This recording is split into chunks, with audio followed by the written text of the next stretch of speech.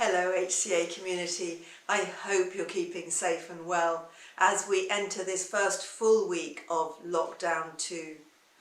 What a relief that this time we can keep the college open for teaching and learning on campus, whilst of course continuing to risk assess and put in extra measures when we need to. At the end of last week I wrote to all students outlining some additional actions that we're taking to help keep everybody safe.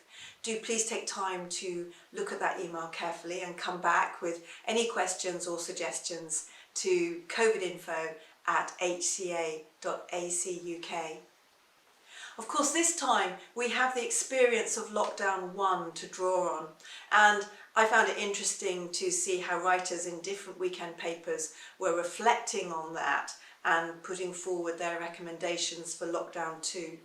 I always enjoy reading Lucy Mangan, and she said her great discovery of lockdown 1 was legs as she started doing a daily walk, although she talks about how weird she found it to begin with, just going for a walk to stretch those legs with no other purpose. But now she's a convert, so her recommendation for lockdown 2, pick up thy coat and walk, even if it's cold, even if it's wet. Even if, like me, you haven't got off your bum, I quote, in any significant way for 20 years. Even if everyone else is running and you think only that counts, you're wrong. Walking is, weirdly, everything. And I think that's a sentiment that actually many thinkers and artists have agreed with over the years.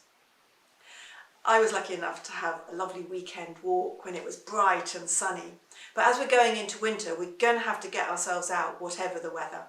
It's said that even just a few minutes outside can have well-being benefits. And after all, we have got our cheery new HCA branded umbrellas to give us extra protection. You can get them in either of the college shop. If you do have to self-isolate for a period and can't come onto campus, then we've added self-isolation information to the COVID-19 section of the main college website. Information and links around food shopping and entertainment, and also information around some additional wellbeing resources that you can draw on, as well as of course the college wellbeing help.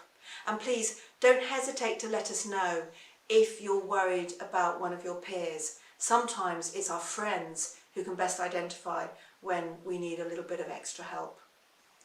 At least, judging from some of the conversations I've had over the last few days, a fair few students and staff are going to have a slightly less stressful week ahead now that at long last we seem to have an outcome to the American elections.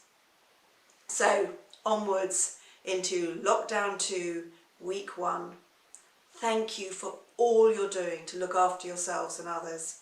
Stay in touch and of course, keep creating.